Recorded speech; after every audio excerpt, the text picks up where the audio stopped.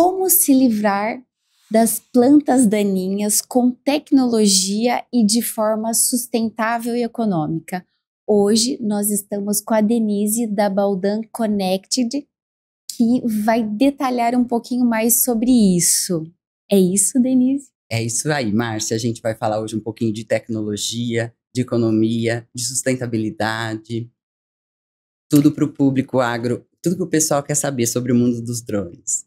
Denise, como você consegue mapear essa planta daninha? Porque ela é perversa, literalmente, né? Ela se espalha.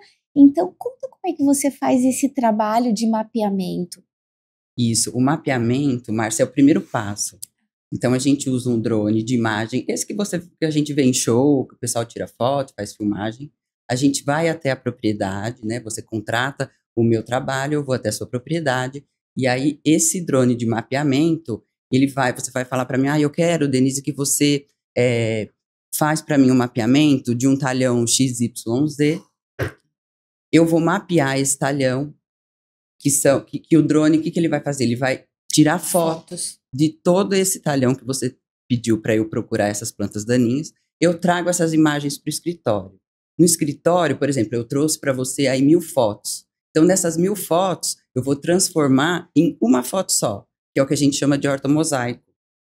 Nesse ortomosaico, quando eu formo de 1000 fotos uma fotona, que a gente diz, eu consigo identificar quando você tem, assim, quando a gente trabalha as plantas daninhas, por exemplo, as folhas largas. Então, mamona, mucuna, corda de viola, que são plantas que atrapalham a colheita, que atrapalham a produção da cana, né?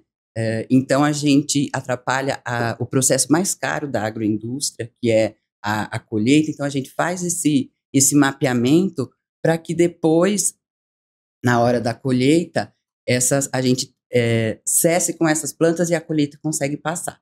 Mas voltando para o mapeamento, então a gente acha essas plantas daninhas através dessas imagens, fotona, né? dessa fotona, como eu falei. Então eu vou, através dessa foto, eu consigo identificar aonde estão essas plantas daninhas. E aí o que eu faço? Eu faço essa marcação de onde estão essas plantas, que é o que a gente chama de polígono, e esses polígonos, nessa plataforma, eu subo ele para uma nuvem.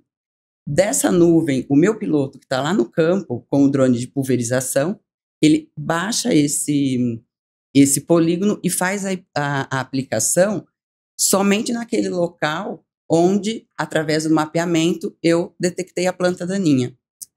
Então agora que eu entendi um pouco mais sobre a questão da sustentabilidade da economia. Então, ele não vai jogar o produto em toda a região. Ele vai, através desse zoneamento, ele determina, e o drone ele vai especificamente nessa área. Isso. Então, o que acontece? O drone de mapeamento é um. O drone de pulverização é outro, né? Então, são aparelhos diferentes. Isso. Como é que a gente fazia antigamente, né? Ainda se faz em alguns lugares. Sim. Num canavial, por exemplo, você vinha, antes dos drones, um avião, né? Ou com um avião, ou com um autopropelido. Então, às vezes, você não conseguia identificar. Você via, por exemplo, um pezinho de mamona aqui na beira do seu carreador. Aí, o que você fazia? Você vinha com o autopropelido e passava naquele talhão todo. Então, você tinha um uso de produto, às vezes, que você não precisava usar tudo aquilo. Imagino. Então, hoje, a gente já tem dados, economia de água, por exemplo, quando a gente presta serviço, do que a gente vem trabalhando, a gente tem aí 99% de economia de água. Meu Deus! Quando você fala em agrotóxico, então a gente tem aí 75% de economia, porque você diminui a área onde você vai aplicar, você não precisa passar mais produto naquele talhão todo, né? Porque você identificou onde está aquele ponto, aquele foco de planta daninha, então você vai exatamente nele. Nossa, então pro pessoal do agronegócio isso foi muito benéfico, né? Esse trabalho de mapeamento, desse zoneamento da colocação de produto na área, né? Então isso faz muita diferença no dia a dia deles. Muito, é fantástico. A economia que gera é imensa, é imensa. Então hoje, assim, você vê muita gente trabalhando com drone. O pequeno produtor, ele pode ter o equipamento. Um pequeno produtor, ele não vai comprar um autopropelido, por exemplo, que você está falando aí de 3, 4, 5 milhões, e aí se você comparar com um drone, tem drones aí de 70 mil. Ou ele pode usar só o seu drone, ele não precisa adquirir, é isso? Sim, nós somos Olha que bom. prestadores de serviço, mas o produtor, ele também pode ter na sua propriedade, ele comprar um drone. Assim como ele tem um trator, Sei. ele compra um drone e ele usa na propriedade dele para fazer tudo. Tudo que ele Nossa, precisar, ele pode fazer inseticida, ele pode fazer maturador, ele pode fazer essa que a gente chama de catação, que é essa aplicação localizada. localizado. Então, ele pode fazer tudo o que ele precisa para a cultura da cana com um drone. Entendi. E, Denise, assim, só para esclarecer um pouco mais sobre essa questão, né, de aplicação de produto. Então, no passado, simplesmente passava em toda a área. Então, quer dizer que o volume de produto utilizado era muito maior do que hoje. Como você falou, reduz já 75%. Porque o que acontecia, né? Você não tinha como visualizar como estava, por exemplo, depois que a cana cresceu, como é que você não tinha como visualizar no meio de um talhão onde estava essa planta daninha? Imagina, Então a gente fazia, o que acontecia? Fazia o que a gente chama de área total. entendi. Passava lá o autopropelido, o avião, depende do que você ia usar, com o produto para limpar aquele talhão antes da colheita chegar. Porque eu não posso parar, que é, como eu falei, que é o processo mais caro, a colheitadeira, Ah, né? entendi. Então, na hora de colher a cana tem que estar, ali tem que estar tudo Limpa. limpo, para que não aconteça. O que acontece? Por exemplo, a planta daninha, ela enrosca, se a gente está falando aí de uma corda de viola, na colheitadeira, ela vai enroscar, ela vai quebrar as faquinhas, vai parar a máquina.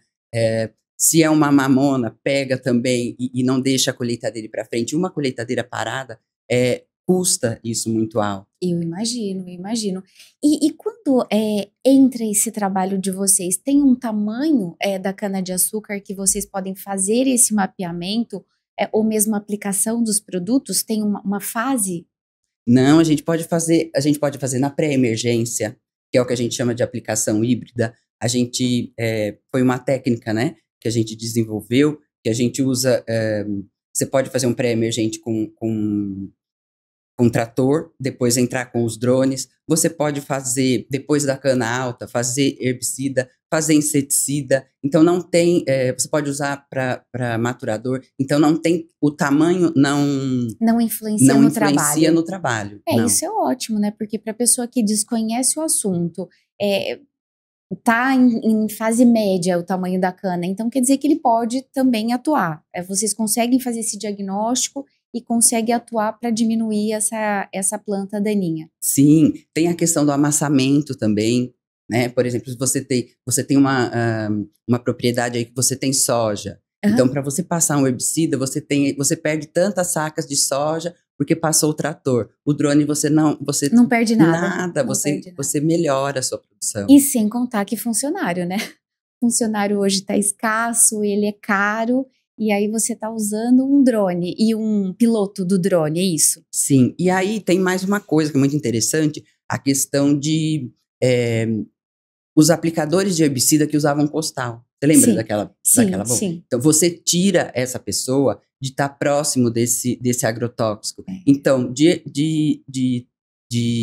estar com o costal, ele sai dali e você melhora a qualidade de vida da pessoa, melhora condições de trabalho, levando ele vai ter uma melhora aí ele andava, por exemplo, com uma bomba nas costas, lá, Imagino. 20 quilômetros no dia aplicando. Hoje ele trabalha de forma confortável, longe de agrotóxico.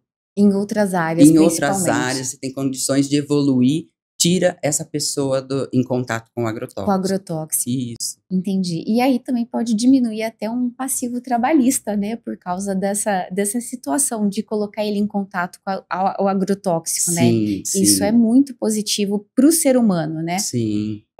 Quando você fala a respeito de redução da água, Denise, aonde a água entra no drone, né? Só para explicar um pouco mais sobre o processo de aplicação. O drone, ele tem um tanque acoplado, e aí você tem tanques de 10 litros, tanques de 16, tanque de 25, tanques de 40 litros.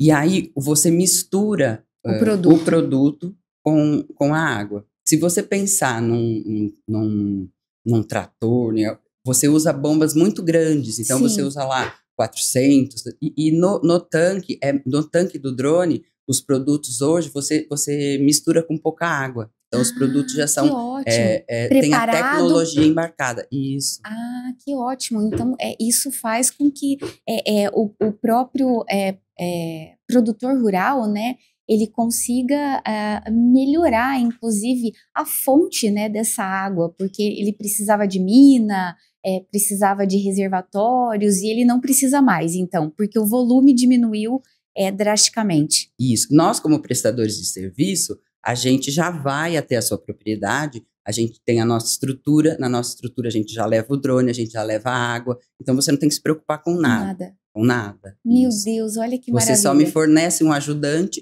que ele vai preparar a cauda, enquanto o meu piloto está em cima lá da minha plataforma, né? Em cima do caminhão tem uma plataforma elevatória, para que ele consiga ficar vendo onde o drone está trabalhando, né? Por questões de legislação, hoje a gente tem aí, ele trabalha, que a gente chama, dentro da linha de visada visual, então ele tem que estar o tempo todo vendo onde o drone está indo. E tem uma autorização para esse drone subir nessas plantações, né, no agronegócio? Tem. O Brasil é pioneiro nisso, né? Nós temos aí uma legislação, foi em 2022, né? Que ela tem a portaria 298, que é uma portaria que veio aí para legalizar o uso dos drones. Até então a gente não tinha. É uma portaria fácil de ler, compreensível, e veio para somar mesmo, ajudar. né? Para ajudar. Então a gente a gente segue essa portaria, que é uma portaria do MAPA, a gente tem que seguir as normas da ANAC, da Anatel, do Departamento de Controle do Espaço Aéreo, a gente precisa seguir as regras do MAPA, né? Então tem todo um critério. Um critério. Então não é qualquer um que pode ir lá comprar um drone e falar, eu sou piloto e eu vou seguir com essas aplicações. Não é tão simples assim, né, Denise? Assim, qualquer um pode comprar, mas aí você tem que se regularizar. Perfeito. Né? E para não queimar a tecnologia, que é o que a gente vê muito por aí hoje, que o pessoal compra e trabalha na ilegalidade. Sim. Né? Então tem diferença de quando você compra um drone, você tem que cadastrar, né? Tem todos os órgãos que regulamentam e fiscalizam esse trabalho, né? E também é uma coisa que a gente presta esse serviço. Se você comprou um drone, Sim. Você quer abrir uma empresa de prestação de serviço, a gente também regulamenta a sua empresa para você trabalhar legal. Que ótimo. De então forma você legal. Atende essa assessoria, inclusive, para novos negócios. Para novos negócios. E qualquer um pode ser piloto? Pode, qualquer um pode ser piloto. Ah, jura? Qualquer um pode ser piloto. Não tem nenhuma exigência, uma capacitação técnica? Você precisa ter 18 anos. E para pilotar um drone, a porta de entrada é o CAAR, que a gente chama. E também é um curso que a gente ministra. Agora, do dia 8 ao dia 12 de julho, nós vamos... Tem uma turma que vai começar. É um curso exigido pelo MAPA, que é como se fosse a CNH, que a gente usa para dirigir veículo. O CAAR é o certificado para você pilotar um drone. Isso. Então, para você ser piloto, você precisa ter esse certificado. E você precisa também ter horas de voo, como é o caso de um avião, ou não? Não, só mesmo essa capacitação técnica? Isso, é bem mais simples, é bem seguro, né? É muito distante, né? A aeronave remotamente pilotada da aeronave tripulada. Então, é bem mais simples. E isso veio, a nossa portaria, né, a 298 do MAPA, ela veio para que isso fique mesmo muito claro, muito mais tranquilo. Para que as pessoas possam realmente usufruir desse benefício da tecnologia. Né? Porque antes era equiparado à aviação tripulada. Então era muito difícil você conseguir trabalhar. Imagino. E qual é a sensação, Denise, de você estar atuando, né, num segmento tão novo e hoje tão consumido, né? Porque nós tivemos um pico muito elevado para o agronegócio, porque realmente, se você diminui pessoas, se você diminui a água, se você diminui agrotóxicos, se você melhora a qualidade de vida do ser humano que atuava lá nessa região. Erva daninha que nunca vai parar, né? Que a gente já sabe. Desculpa, erva daninha não. Plantas daninhas, né? Aprendi hoje. E então, tem muitos benefícios em volta, né, dessa entrega, e eu acho que isso é muito relevante, que as pessoas precisam buscar mais informação, porque isso serve para o grande produtor e para o pequeno produtor, é isso? Sim, para o pequeno produtor é incrível. Imagino. Por que é incrível para o pequeno produtor, eu digo? Porque ele não tinha condições de fazer o que ele faz com o drone na cana dele, por exemplo. Se eu tenho um trator, minha cana está na minha cintura, tipo no meu ombro, eu não consigo entrar mais com o trator ali. Então, se eu tivesse que fazer, por exemplo, uma aplicação de inseticida, eu já não conseguiria fazer. E aí Hoje, perde essa área, perde? isso, então eu perco em produtividade, eu perco em ATR. Então, hoje, o drone veio para suprir isso. Então, o pequeno produtor, ele é até mais beneficiado. Isso, ele tem o drone ele pode usar essa tecnologia, porque não é um implemento, não é um equipamento tão caro. Entendi. E aí eu acabei falando de outro assunto, né? Mas e essa experiência aí por esse novo negócio, né? Eu acabei misturando as perguntas, né? Mas como é para você atuar nesse segmento? É muito gratificante e desafiador, né? Imagino, tem que acompanhar todas as tendências, né? Eu vim de outra área, né? Então conta essa transição, Denise. Eu vim da área da saúde. Ah, jura? Vim da área da saúde, eu sou nutricionista e agora eu estou cursando agronomia. Eu vim a convite do meu irmão, que é agrônomo, e ele comprou o primeiro drone para usar como agregar valor na consultoria que ele fazia, né, que ele faz na empresa. E foi logo quando estourou a pandemia. E aí ele tinha acabado de comprar esse drone, fecharam todas as portas de trabalho, né?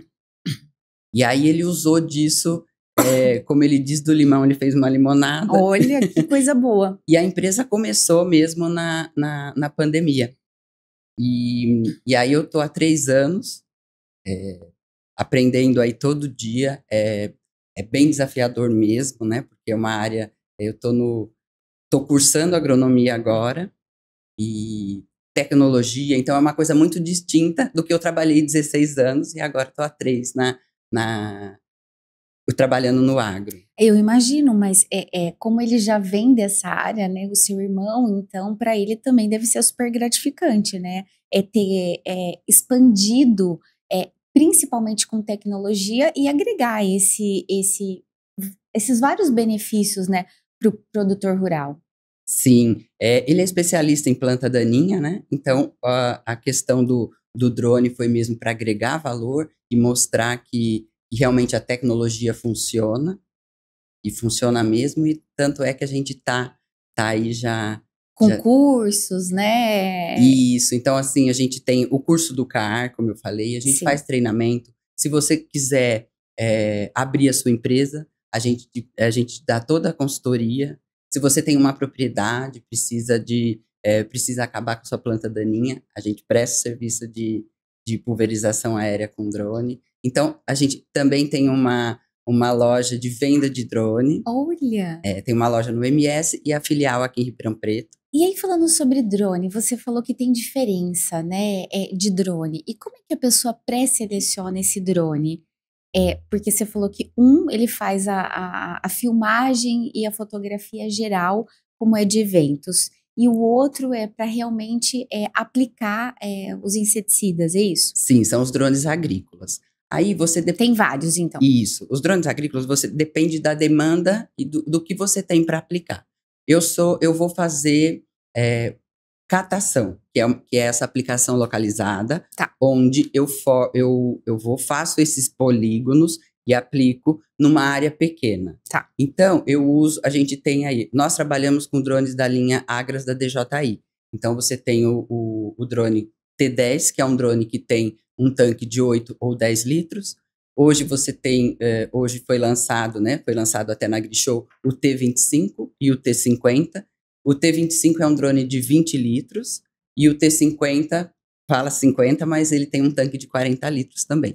Entendi. Então, se eu tenho uma propriedade muito grande, uma É melhor propriedade o maior. maior, eu compro o maior para atender minha demanda. Se eu tenho assim, eu vou fazer área total, por exemplo, eu preciso fazer maturação. Então, eu preciso de um drone maior, por questões econômicas, uso de bateria. Eu vou render muito mais Entendi. com um drone maior, dependendo do que eu vou fazer. Se é uma aplicação localizada, hoje a nossa frota, como a gente faz mais catação, a nossa frota hoje, a maioria dela é com o T10, que a gente faz áreas menores, né? Não é que são áreas menores, são áreas mais localizadas. Localizadas, Isso. entendi. E a respeito desses tamanhos de drone, né, como você citou, hoje, você acredita que vai existir uma certa tendência de ampliar essas áreas? Você estava falando da bateria, né? Então, provavelmente a bateria ela diminui com peso e a área que é atendida. Como é que funciona esse carregamento? Ele demora? Essa bateria, como é que funciona ela no meio ambiente? A bateria são baterias de lítio e a gente faz, ela demora para carregar de 9 a 12 minutos e descarrega também De 9 nesse a 12. período. Isso. Então, quando Entendi. você compra um drone, Equivalente. quando você compra um drone, ele vem 3 baterias, aí você adquire mais 3 e você vai carregando. E você tem mais novidades aí? Eu sei que a gente acabou de participar da AgriShow. Tem mais novidades a respeito de drone para outras áreas que você recomenda ficar de olho, Denise? Olha, hoje o drone tem infinitas. Você pode fazer o que você quiser. A gente teve até uma pessoa que veio fazer curso com a gente e ele usava o drone para. Ele era de Olambra e ele usava o drone para pintar as estufas na entre-safra. Então, assim, hoje você já vê drone limpando vidros em prédios. Então, assim, a tendência é cada vez mais para a agricultura é aumentar volume. Aumenta volume mesmo, os drones aí, tem o T50, na AgriShow a gente conseguiu, tinha um T60, a gente conseguiu ver. Então, a tendência é ir aumentando, melhorando questão de radar, melhorando as questões tecnológicas mesmo, cada vez vem mais apurada, né? E aí todo mundo ganha, né? Todo mundo ganha. Bom, Denise, foi um prazer falar um pouco sobre tecnologia no agronegócio. É sempre importante destacar que essa cultura de adesão à tecnologia tem a tendência de ajudar muito, né? Então, muito obrigada pelos esclarecimentos, pela forma de dar condução. Márcia, eu que te agradeço. Foi uma delícia passar esse tempinho aqui com vocês. Em nome da Balda Connect, a gente está à disposição. Precisando, conte com a gente. Muito obrigada. E esse é o CPCast para você.